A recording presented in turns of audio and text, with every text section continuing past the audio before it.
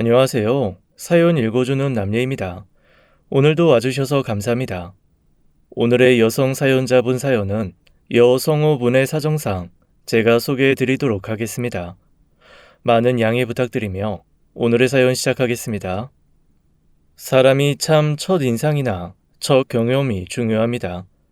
제가 철들고 나서 본 영화는 아주 멋있는 부산 사나이가 나오는 영화였습니다.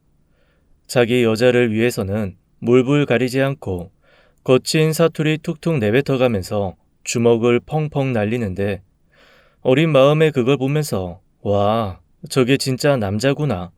남자라면 저렇게 자기 여자를 위해서 주먹질 정도는 할 줄 알아야지 라는 생각을 했었습니다. 저희 아버지가 몹시 유약한 타입이었거든요. 저희 엄마는 여장부 중에 여장부였는데 아빠는 늘 집에서 붓글씨를 쓰시고 피리 같은 거 불면서 악기 연주나 하시는 그런 분이었습니다. 몸도 약하셔서 어렸을 때부터 아빠에 대한 기억은 기운 없이 한쪽 팔을 이마에 올리고 누워 계시면서 누워 계시는 거였습니다. 그렇게 누워 계시다가 학교에서 저랑 제 여동생이 돌아오면 가만히 앉혀놓고 한시를 읊어주는 게 전부였지요. 아빠가 그렇게 한시 읊고 책 보고 붓글씨 쓰고 피리 불면서 시간을 보내는 동안 가게를 책임지는 건 엄마의 몫이었죠. 엄마도 원래부터 그렇게 우악스러운 사람이지 않았을 것 같아요. 그런데 그런 아빠랑 살다 보니 엄마도 자연스럽게 우악스러워지는 것 같더라고요.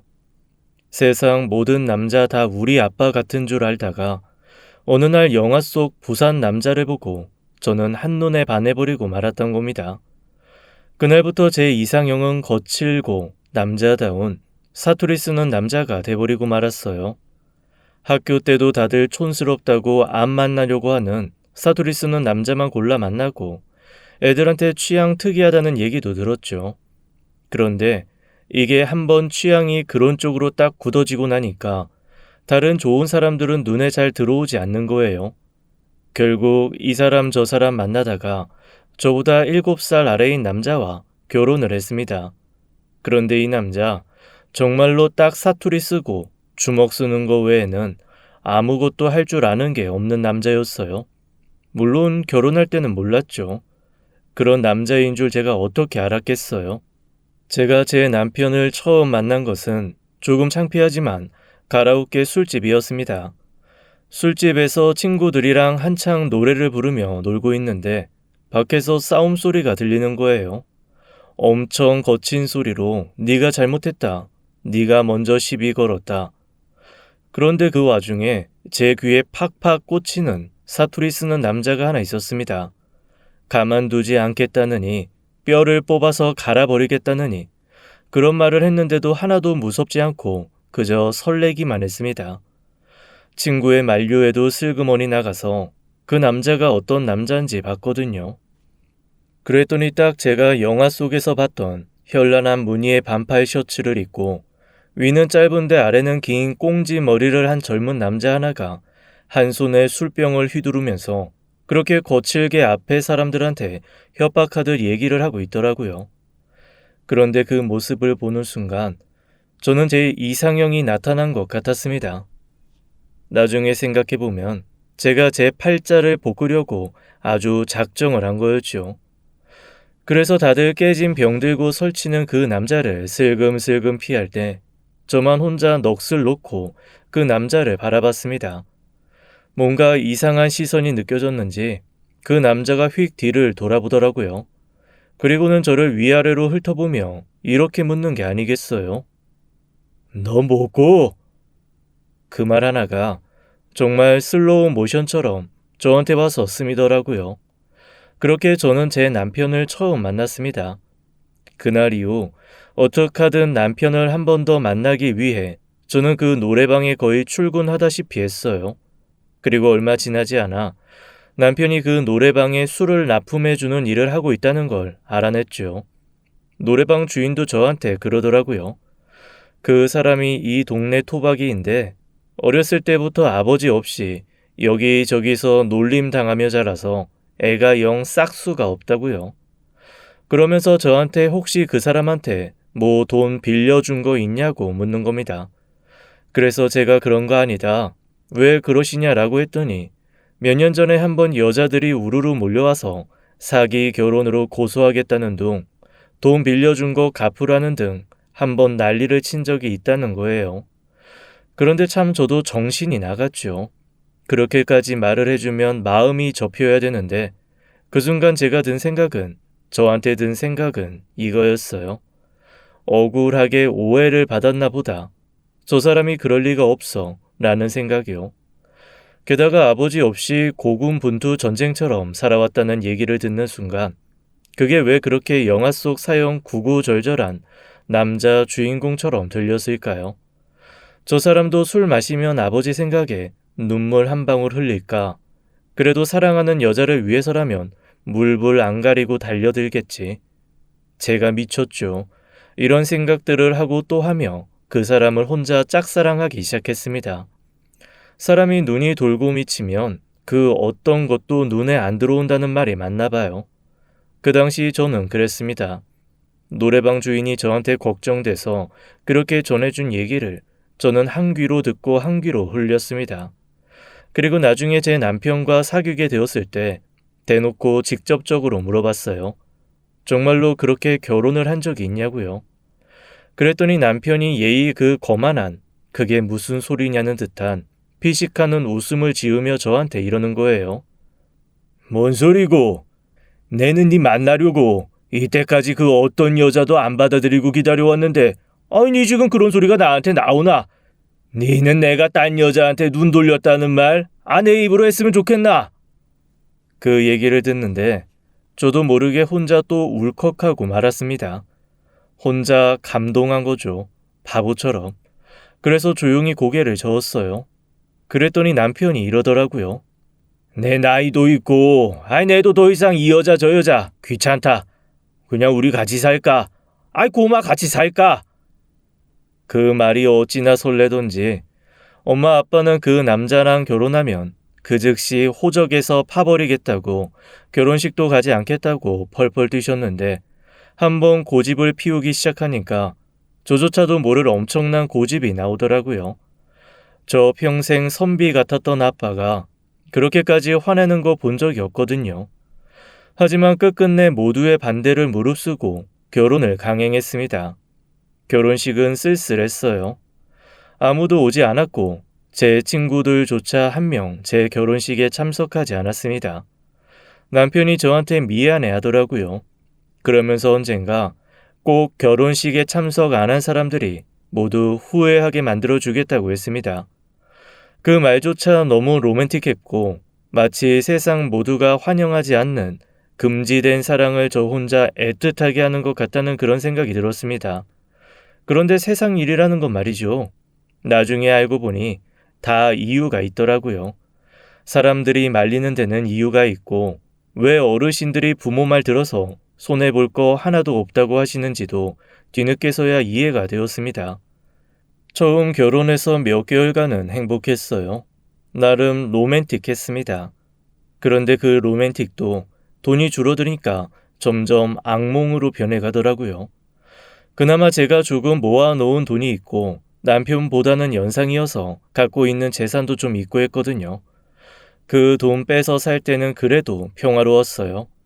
그런데 생각보다 남편의 씀씀이가 커서 몇 개월 지나지 않아 제가 가지고 있던 돈이 조금씩 바닥을 보이더라고요. 그래서 제가 남편한테 그랬습니다. 저기, 우리 이렇게 그냥 있는 돈 마냥저냥 빼먹고 살 순 없을 것 같은데 자기 돈 어떻게 벌 거야? 그래도 이젠 좀 제대로 된 직업을 하나 가져야 되지 않을까? 그랬더니 남편이 얼굴을 쫙 찡그리며 저한테 버럭 성질을 내더라고요.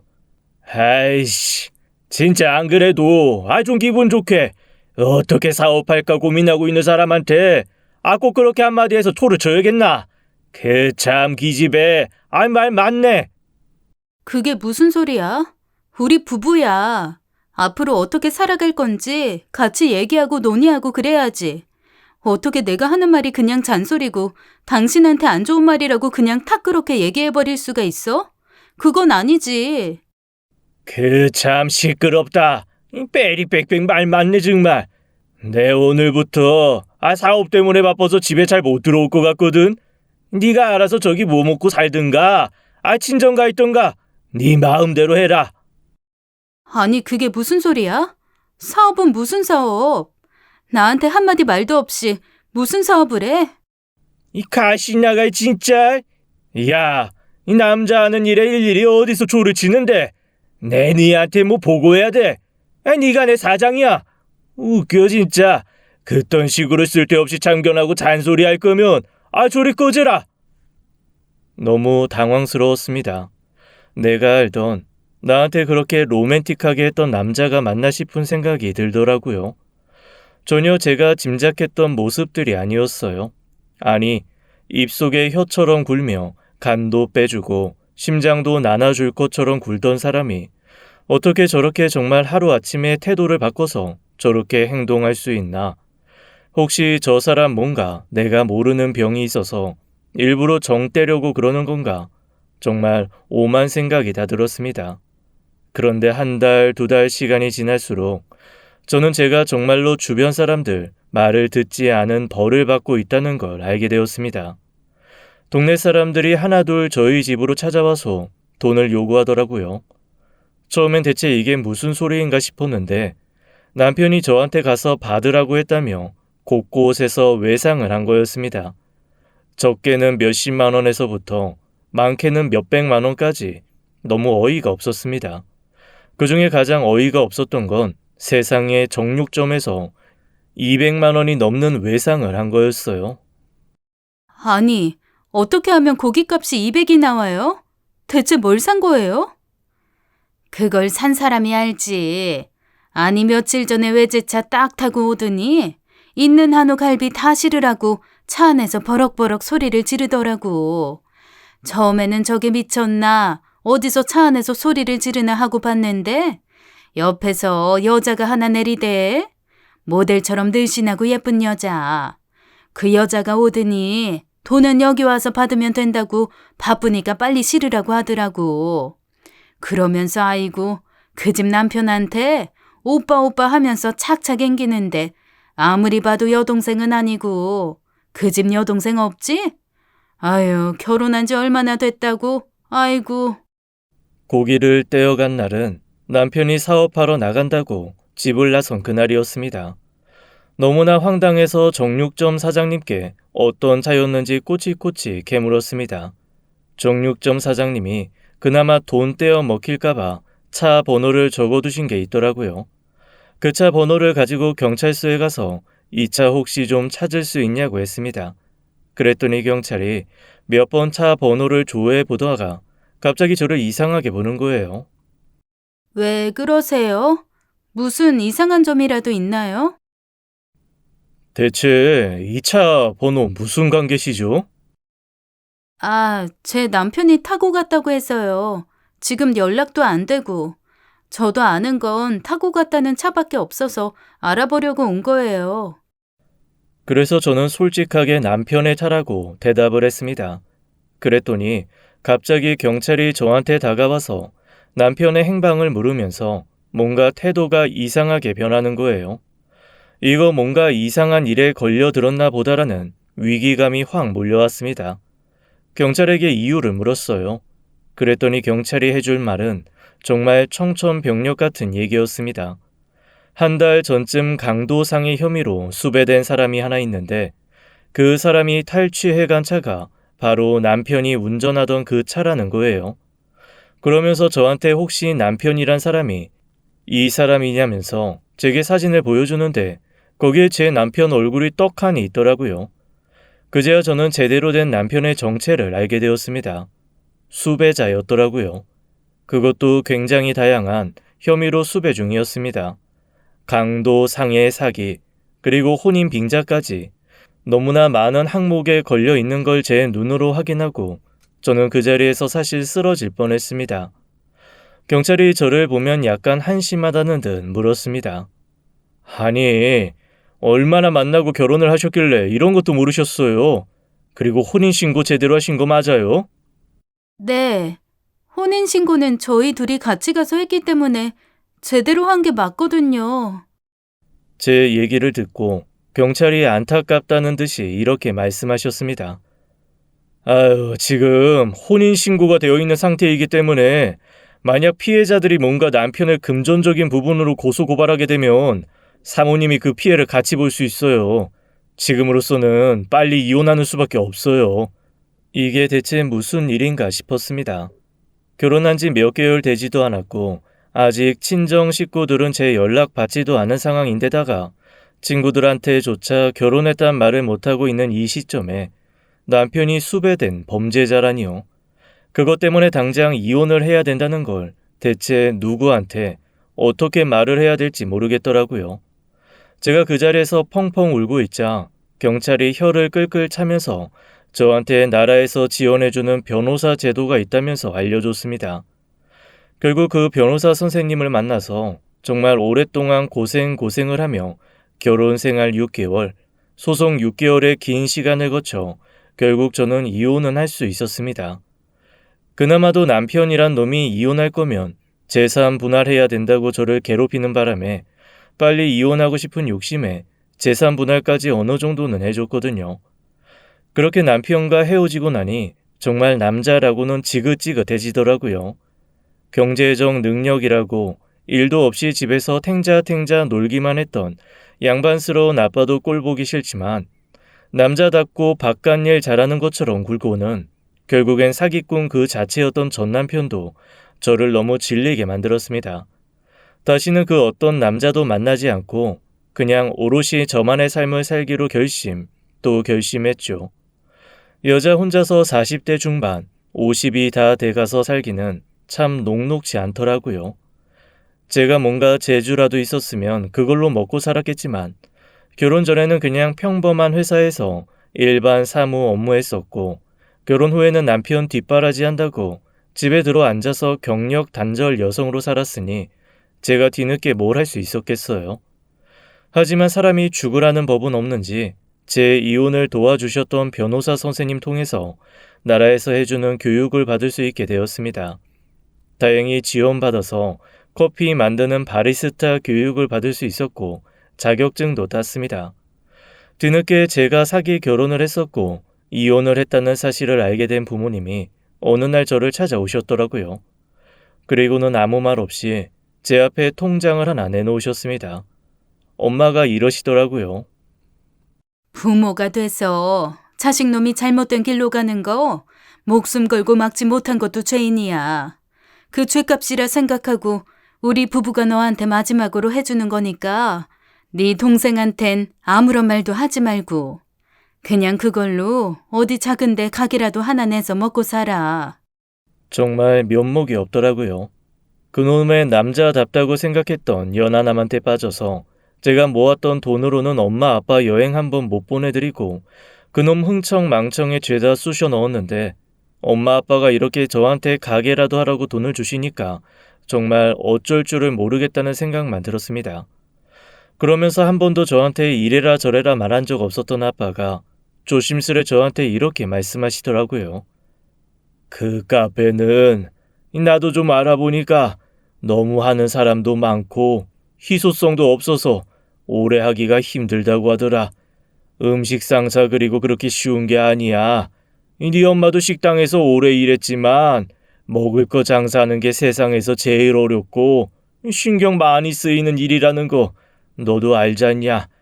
그러지 말고 아예 여기서 좀 멀리 떨어진 경기도 쪽으로 올라가서 이 공방 같은 거 해보는 게 어떠냐. 공방이요? 제가 뭘 할 줄 아는 게 있어서 공방을 하겠어요. 너 어렸을 때부터 손재주 좋았잖아. 그리고 아빠는 네가 예전에 만들어준 그 비누 있잖냐. 이때까지 살면서 그것만큼 좋은 비누를 써본 적이 없거든. 그런 것도 나라에서 지원해줘서 배울 수 있다며. 기왕 이것저것 배워서 네 두 번째 인생 찾는데 조금 더 배워가지고 제대로 공방 하나 해보는 게 어떻겠어? 그 전까지는 그냥 엄마랑 내가 먹고 살 수 있는 비용은 좀 대주마. 정 힘들면 그냥 잠시 집에 들어와서 살아도 되고 그 망할 놈이 혹시 찾아와서 난동 부릴까봐 사실 나랑 네 엄마 이 요즘 잠이 안 와. 네 걱정 때문에. 사실 그 말을 듣고 너무나 깜짝 놀랐습니다. 제가 대학교 때 취미로 비누를 몇 달 만든 적이 있었거든요. 그때는 한창 친구들이랑 몰려다니며 그런 걸 하는 게 또 재미있는 시절이었으니까요. 몇 번 만들다가 조금 질리기도 하고 마침 그 즈음에 또 다른 취미가 생기기도 해서 그때 만들었던 거 버리긴 아깝고 그렇다고 제가 쓰기엔 좀 많기도 하고 애매해서 아빠를 한번 싹 갖다 드린 적이 있었습니다. 저는 그거를 까맣게 잊어버리고 있었는데 아빠는 딸이 무언가를 만들어서 아빠 쓰라고 갖다 줬다고 그거를 기억을 하고 계셨던 모양이에요. 저한테 그때 그 비누가 너무 좋았다고 그거 한번 제대로 다시 만들어 보라고 딱 말씀을 하시는데 갑자기 눈물이 왈칵 솟았습니다. 그리고 제가 정말 나쁜 딸이라는 생각이 들더라고요. 아빠는 제가 그렇게 대충 만들어서 버리다시피 전달한 그 비누를 지금까지 이렇게 기억하고 계셨는데 딸인 저는 그런 마음도 모르고 그런 미친 놈한테 빠져가지고 허우적거렸다는 것 자체가 너무 죄송하고 속상했습니다. 스스로 한심하다는 생각에 눈물이 멈추지 않더라고요.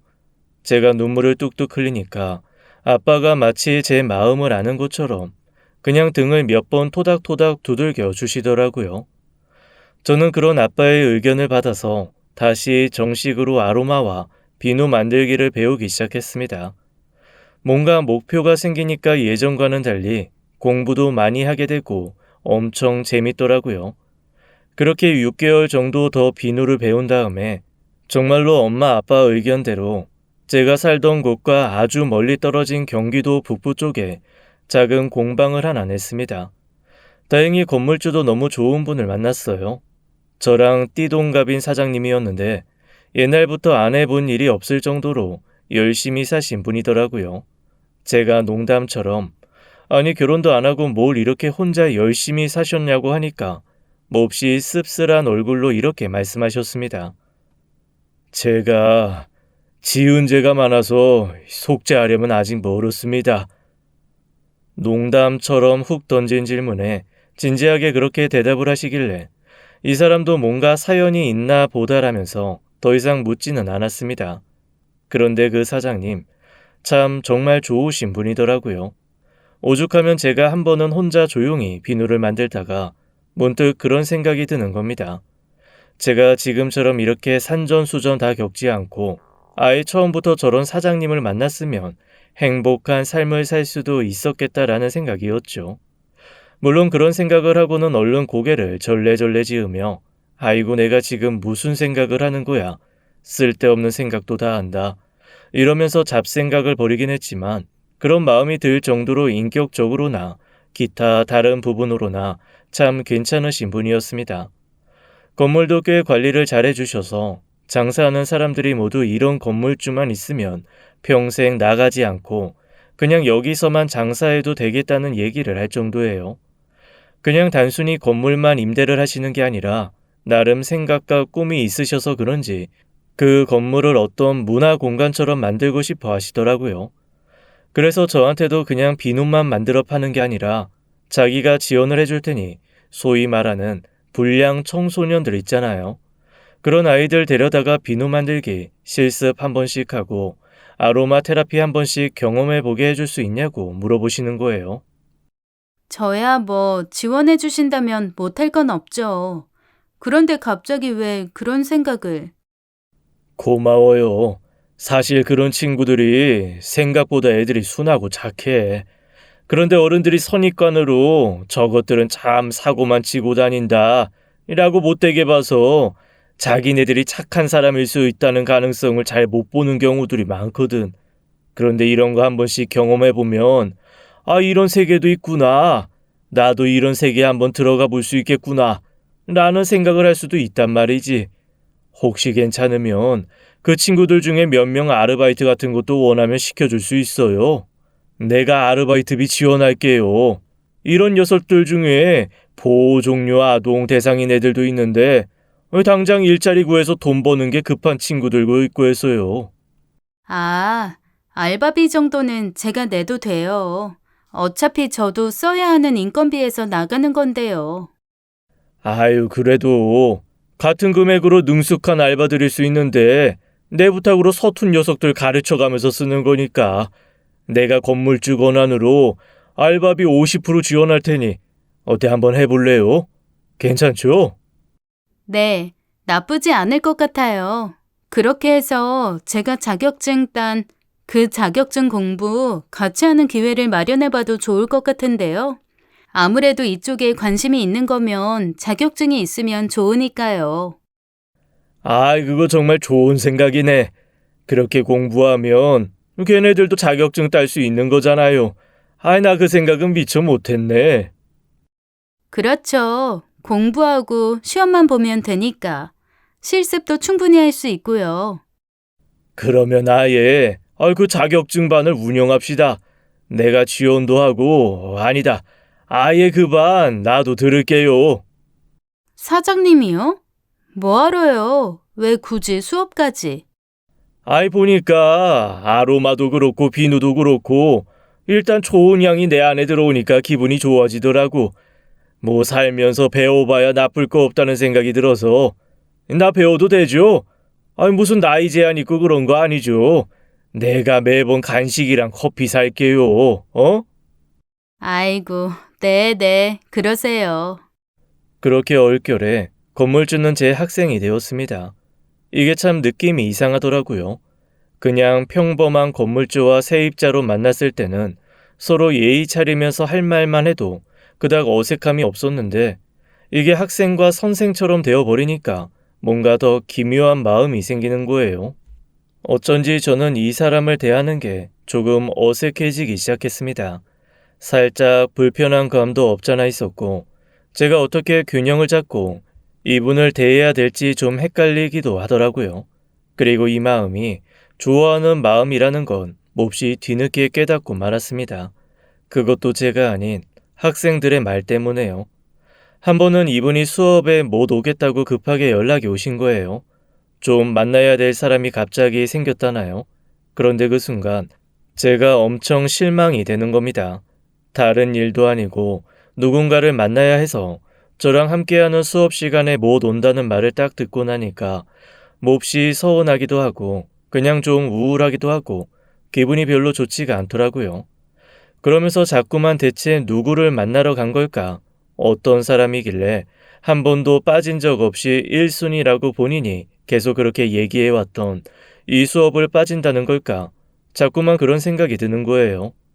제가 우울해하는 게 아마 학생들한테도 느껴졌나 봐요. 학생 하나가 정말 해맑게 저한테 글쎄 이렇게 물어보는 거 있죠. 선생님, 오늘 사장 아저씨 안 와서 기분 나쁘죠? 어? 그게 무슨 소리야? 사장님 안 오시는 거랑 이거랑 무슨 상관이 있다고. 쓸데없는 소리 한다, 어? 에이, 아닌데. 선생님 사장 아저씨 안 와서 지금 기분 별로 안 좋은 것 같은데요. 얼굴에 딱 써 있는데요. 아우, 무슨 소리야, 너희는. 쓸데없는 소리 하지 마. 진짜 별소리를 다 하네. 에이, 쌤, 우리 눈은 못 속여요. 우리 완전 젊은 세대인데. 원래 젊은이들 눈은 못 속여요. 선생님 진짜 아니에요? 선생님이랑 그 사장 아저씨랑 서로 좋아하는 거 다 티나는데요. 아이고, 또 놀림거리 잡았지? 어? 정말 쓸데없는 소리 하지 마시고 지금부터 내가 준 30가지 양 제대로 잘 구분하지 않으면 오늘은 나머지 수업. 이거 봐, 이거 봐. 사장 아저씨 안 와가지고 선생님 빡쳤어. 그래가지고 우리한테 완전 어려운 거 주잖아. 아니라니까. 정말 아니라고. 너희 시험 얼마 안 남아서 수업 좀 제대로 하자는 건데 오늘따라 왜 이러니 진짜? 어? 우리 제대로 다시 해보자. 어? 학생들한테 그렇게 말하며 얼버무리기는 했지만 얼굴이 너무 화끈거리더라고요. 꼭 제 마음을 들킨 것 같기도 같아서 좀 창피하기도 했습니다. 그러는 한편 아이들의 그 말 때문에 얼결에 제 진심을 들여다보기도 했어요. 그날 수업이 어떻게 끝났는지도 모르게 그냥 허둥지둥 수업을 끝내고 혼자 싱숭생숭한 마음을 가라앉히려고 비누를 엄청 만들기 시작했습니다. 이렇게까지 많이 만들 필요 없는데 굳이 엄청난 재료를 쏟아부어 비누를 만들면서 스스로가 좀 어이없기도 했어요. 이 많은 비누를 만들어서 내가 뭐 하냐? 진짜 쓸데없다. 아휴, 너 진짜 무슨 생각하는 거야? 야, 사장님이 뭐 애인이냐? 그 사람도 만날 사람도 있고 그냥 그런 거지. 그리고 만나는 사람이 여자 아닐 수도 있잖아. 그냥 친구일 수도 있잖아. 친구가 진짜 갑자기 엄청 급한 일 있다고 당장 봐야 된다고 그래서 간 걸 수도 있잖아. 그런데 뭐 이렇게 심란해? 진정해. 심란할 거 없어. 심란해하지 말자. 심란하면 안 돼. 심란해하지 말자고. 혼자 그렇게 혼잣말을 하면서 비누를 끝없이 젓고 있는데 갑자기 옆에서 누가 이렇게 얘기를 하더라고요. 그렇게 심란하면 전화라도 하지 그랬어요. 어씨, 깜짝이야. 사장님이었습니다. 아니, 여기는 왜, 언제, 어떻게, 왜 왔어요? 아니, 어떻게 왔어요? 왜라는 말을 몇 번을 하는 거예요. 아, 왜긴. 문이 열려 있었고 혼잣말 치고는 너무 크게 했고 그래서 다 들었고 그런데 그게 내 얘기인 것 같고 그래서 해명하려고 이렇게 왔죠. 그게요. 그러니까. 너무 당황스러우니까 말보다는 단말마 외마디 변명밖에 나오지 않더라고요. 사장님이 피식 웃으면서 그러시는 겁니다. 왜요? 심란했어요? 혹시 내가 여자 만나러 갔을까봐? 아니요? 제가 왜요? 왜 그런 생각하세요? 그래요?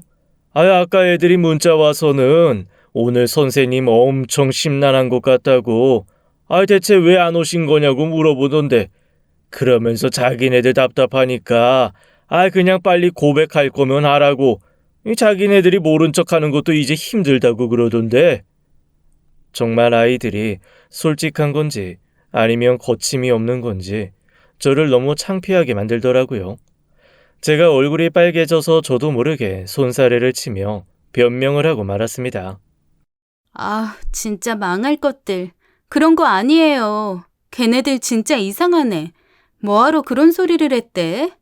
저 진짜 그런 거 아니고요. 진심으로 그런 거 아니고요. 정말로 그런 거 아니에요. 아니, 애들 말 그냥 무시하면 될걸. 지금 똑같은 말 되게 여러 번 반복하는 거 알아요? 제가요? 지금 몹시 당황한 것 같은데 솔직히 말해요.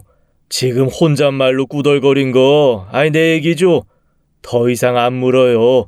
그러니까 솔직하게 대답해요. 더 이상 변명을 못하겠더라고요. 그냥 조용히 고개를 끄덕였습니다.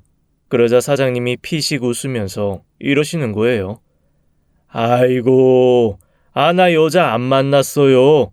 정말 오랜만에, 진짜 오랜만에 만날 남자 있어서 그 남자 만나고 왔어요. 그 얘기를 딱 듣는데 저도 모르게 배시시 웃음이 나더라고요.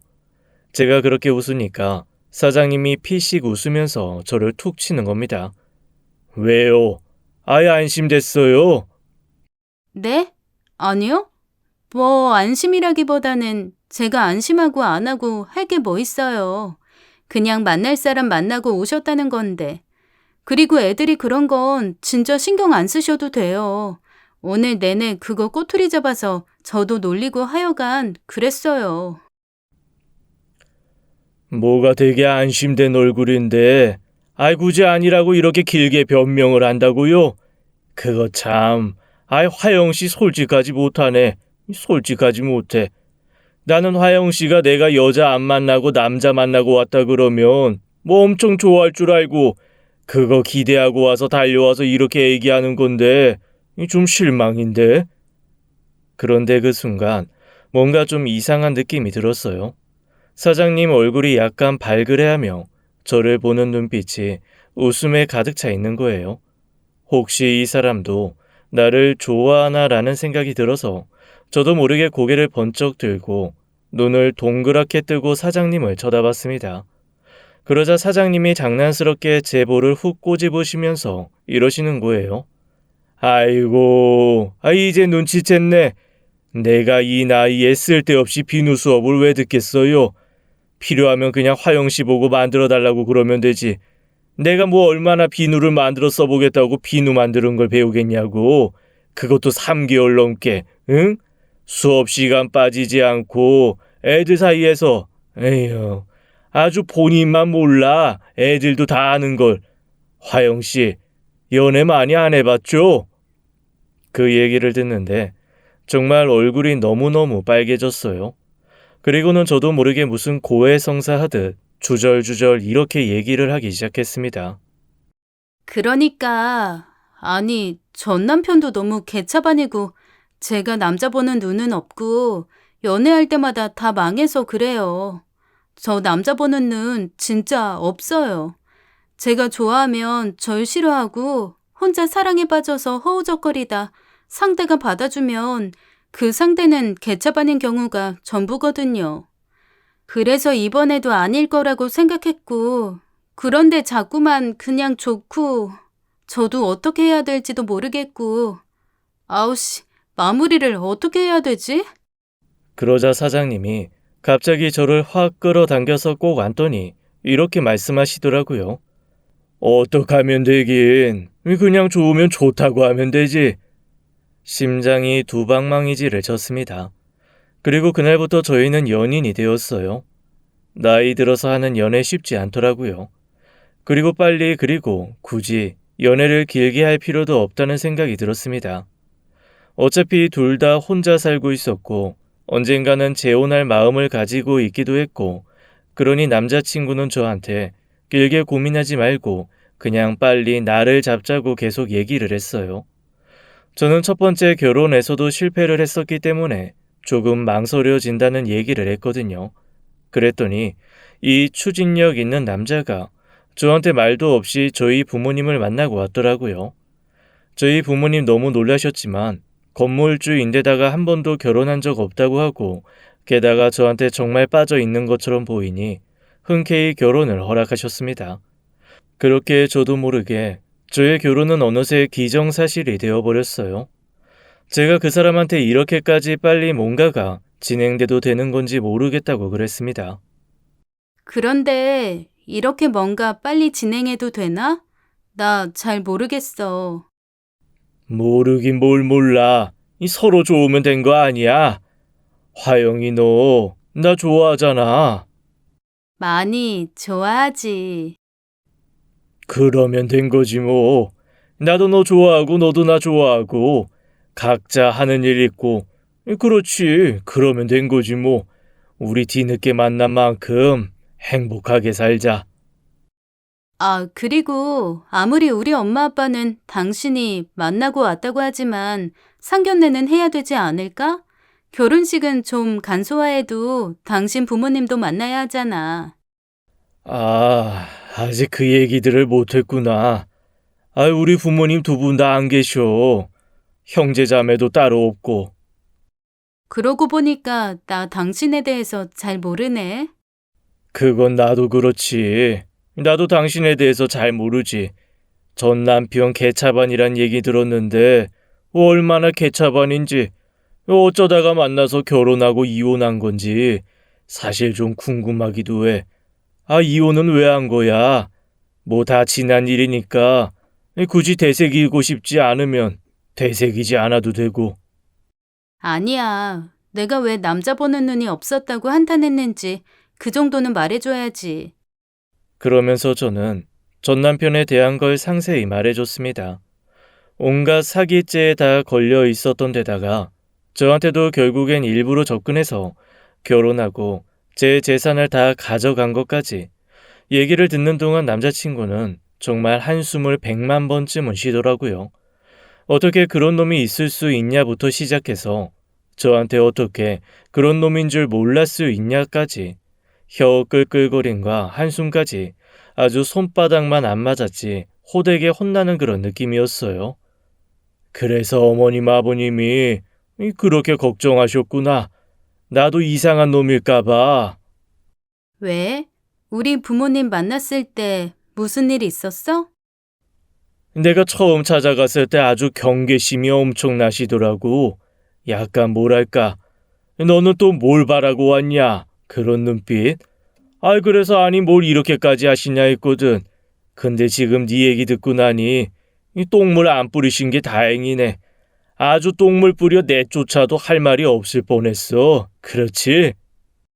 부모님이 정말 질릴 대로 질리셔서 그래. 미안해. 그래도 어떻게 잘 받아주셔서 우리가 이렇게 같이 할 수 있게 됐으니까 감사하지 뭐. 고마워. 그래도 그렇게 먼저 가서 만나주고. 남자친구의 말을 들으면서 저도 궁금한 게 있었던 걸 그냥 물어봤습니다. 그런데 당신은 왜 이때까지 한 번도 결혼을 안 했어? 남자친구가 잠시 머뭇거리더니 이렇게 말하더라고요. 결혼한 적은 없는데, 아이는 있어. 어? 그게 무슨 소리야? 아이라니. 내가 고등학교 때 좀 놀았었거든. 막 대놓고 불량 학생처럼 놀고 그런 건 아니었는데, 나도 그냥 사랑에 미쳤던 거지. 동네에 누나가 하나 있었어. 그 엄마가 다방 내지한다고 사람들이 다 무시하고 그랬는데, 내 눈에는 그 누나가 세상에서 제일 청초하고 가녀린 그런 여자처럼 보였던 거야. 혹시 말레라라는 영화 알아? 말레나? 본 것 같기는 한데 그 남편이 군인으로 징병 가고 남은 여자가 각종 오해 받으면서 살아남는 그런 얘기 아니었나? 맞아. 내가 나중에 그 말레나 보고 거기 꼬맹이 남자애 하나만 유일하게 말레나가 순결하고 남편에게 충성스러운 여자라고 믿잖아. 온 동네 사람들이 몸 파는 여자다, 이 술집 여자다 하고 무시할 때 내가 그걸 보면서 그 당시에 내가 저 꼬마 남자아이 같은 마음이었나 보다 했지. 정말 그랬거든. 그 누나는 그냥 엄마 때문에 오해받는 천사 같은 여자라고 생각을 했어. 그래서 어떡하든 내가 지켜주고 보호해주고 싶다는 생각에 매달리고 결국 사고를 쳤지. 사고라고 하면 그러니까 그때 아이가 생겼다는 거야? 맞아. 그 누나가 나보다 한 5살 더 많았나? 나는 그때 막 고3 올라간 상태였고, 처음에는 좀 당황했는데, 기왕 이렇게 된 거 고등학교 졸업하자마자 살림 차려야겠다고 딱 마음 먹고 있는데, 그 누나가 그러더라고. 자기가 아이 키울 테니까 평생 양육비 한꺼번에 달라고. 그때 그 누나 얼굴이 잊혀지지가 않아. 아주 돈에 눈이 멀어서 번들번들. 아이 딱 안고 우리 부모님한테 꼭 인질 잡아 협박하는 것처럼 돈 주지 않으면 끝까지 내 인생 말아먹게 할 것처럼 구니까 부모님이 다 기겁을 하셨지. 돈만 주면 사라져서 영영 나타나지 않겠다고 새끼손가락 깨물어서 각서까지 쓰더라고. 우리 부모님이 그때 집 팔고 물려받으셨던 땅 팔고 정말 전 재산 털어서 돈을 해줬는데 그 돈 받고 그냥 사라졌어. 아이는 데려다가 키우려고 아이 두고 가라고 했는데 야반도주 해버렸더라고. 나중에 몇 년 뒤에 수소문에서 찾았을 때는 아이 없이 혼자 살고 있더라. 그 많던 돈도 다 날리고. 아이는? 그럼 그 아이는 어떻게 됐는데? 어디다가 갖다 버렸다고 하더라고. 어머, 그럼 그 애는 못 찾아? 아니, 무슨 엄마가 그래. 세상에, 진짜 나나 당신이나 아주 첫 상대가 오지게 야멸차네. 애 볼모 삼아 돈 뜯어간 여자나 전 재산 들고 튄 사기꾼이나. 아이고, 바보들끼리 만나서 살게 생겼네. 바보끼리 살게 생겼어. 여튼 대충 이래. 아이는 뭐. 내가 나중에 좀 더 자세하게 얘기해 줄게. 우선 일단은 여기까지. 한 번에 너무 많은 얘기가 들어가면 머리 아파. 그렇지? 그러면서 남자친구는 그냥 말을 아끼더라고요. 그래서 더 이상 물어봐야 상처될 게 뻔하니까 굳이 더 묻지는 않았습니다. 그렇게 시간이 몇 달 정도 더 지난 후에 저희는 본격적으로 상견례를 하고 결혼을 진행하기로 했습니다. 딱히 양쪽 집에서 나올 사람은 없고 저희 부모님 만나서 인사만 하는 줄 알았는데 남자친구가 상견례 전날 서프라이즈가 있다는 거예요. 그래서 제가 무슨 소리냐, 무슨 서프라이즈냐라고 했더니 내일 상견례장에서 알게 될 거라고 하더라고요. 그래서 저는 처음에 혹시 무슨 이벤트를 준비했나 했습니다. 평소 그런 거 없이 좀 무뚝뚝한 사람이기는 했지만 제가 프로포즈도 없고 이벤트도 없다고 몇 번 투덜거린 적이 있었거든요. 그랬더니 그게 마음에 걸려 이벤트를 해주려나 보다 했죠. 그렇게 떨리는 마음으로 상견례장에 갔는데 부모님이 차가 막혀서 조금 늦을 것 같다고 전화가 왔습니다. 먼저 들어가 있겠다면서 딱 문을 열고 들어간 순간 저는 제 눈을 의심할 수밖에 없었어요. 거기에 제 개차반 같은 전 남편이 앉아 있는 겁니다. 제가 너무 놀라서 버럭 소리를 질렀습니다. 네가 왜 여기 있어? 그랬더니 제 전 남편도 깜짝 놀란 얼굴로 저와 제 옆에 있는 남자친구를 보면서 이렇게 외치더라고요.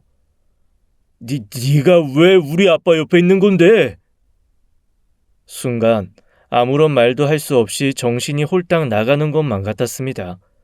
대체 아빠라니 이게 무슨 말일까 싶어서 제 전 남편과 남자친구를 번갈아 가면서 바라봤죠. 그랬더니 남자친구가 황당한 얼굴로 저한테 이러는 거예요. 전 남편이라니? 이 세준이가 네 전 남편이라고? 세준이? 뭔 소리야? 저 인간 이름이 봉팔인데.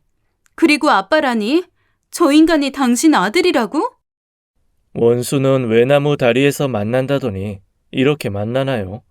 제가 너무 황당하고 놀라서 오늘 상견례는 없던 일로 하자며 먼저 가보겠다 그러면서 뛰쳐나왔습니다.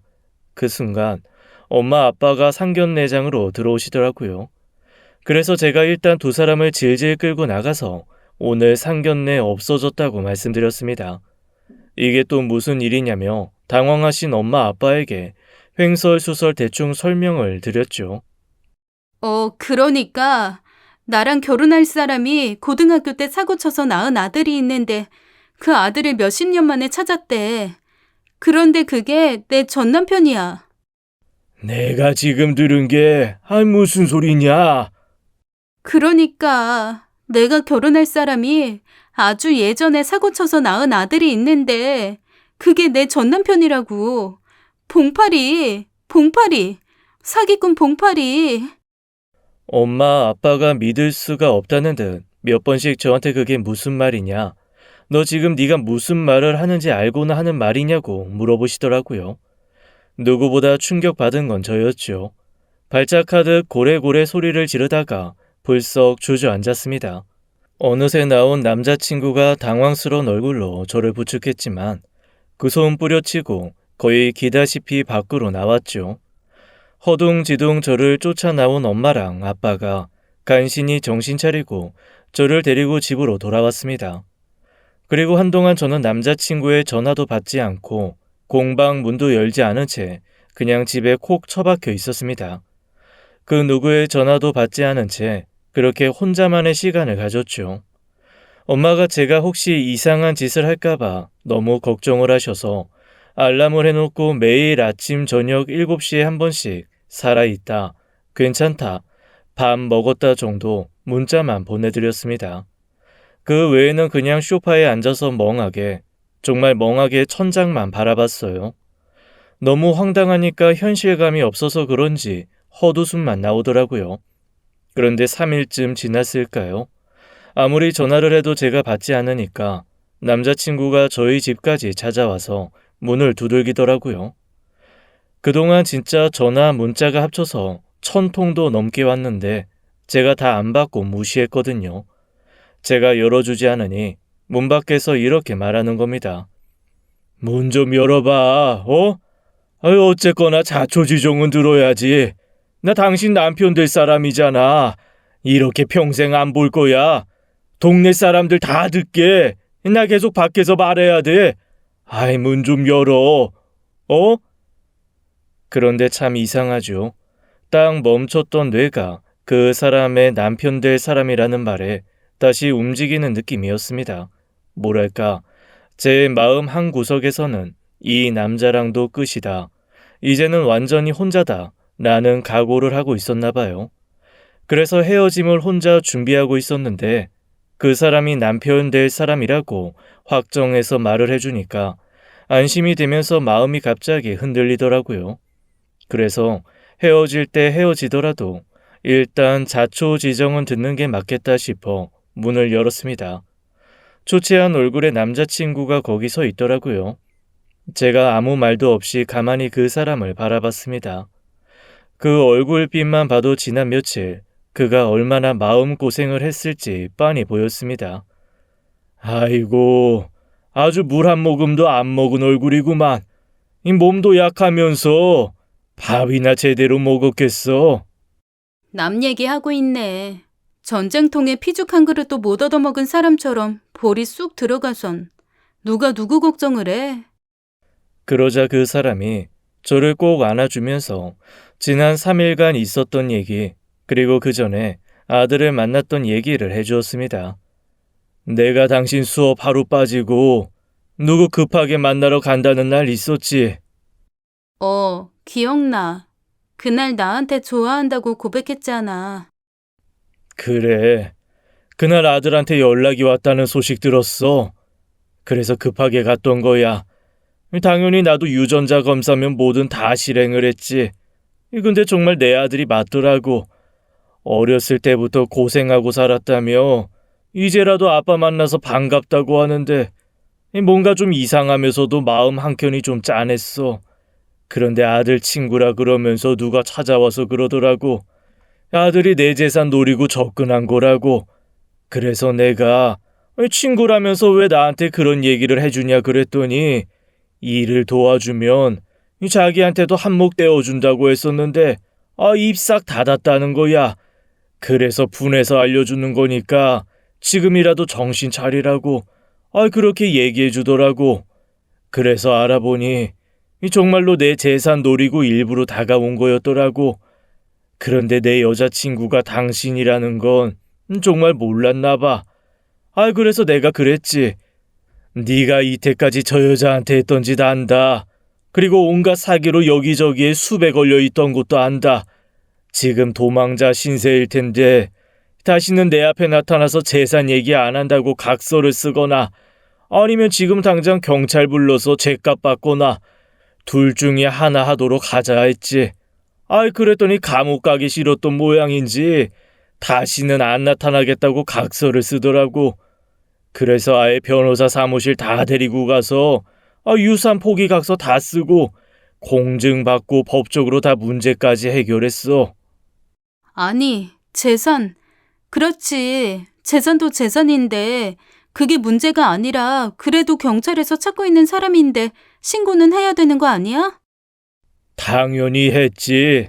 이 변호사 사무실에서 공증 다 끝낸 다음에 밖으로 나오는 길에 경찰들이 잡아갔어. 아마 당분간 우리 앞에 나타날 일 없을 거야. 그러면 어떻게 되는 거야? 우리는. 나는 걔랑 그냥 생물학종 부자지간일 뿐이야. 아무런 상관없는 사람이라고. 나는 당신만 있으면 돼. 내 평생 처음으로 찾은 행복인데 그 행복을 놓칠 수는 없지. 그러니까 당신도 아무런 생각하지 말고 그냥 나만 보고 용기를 내줘. 뭣도 모르는 사람들은 아마 욕을 할 수도 있어.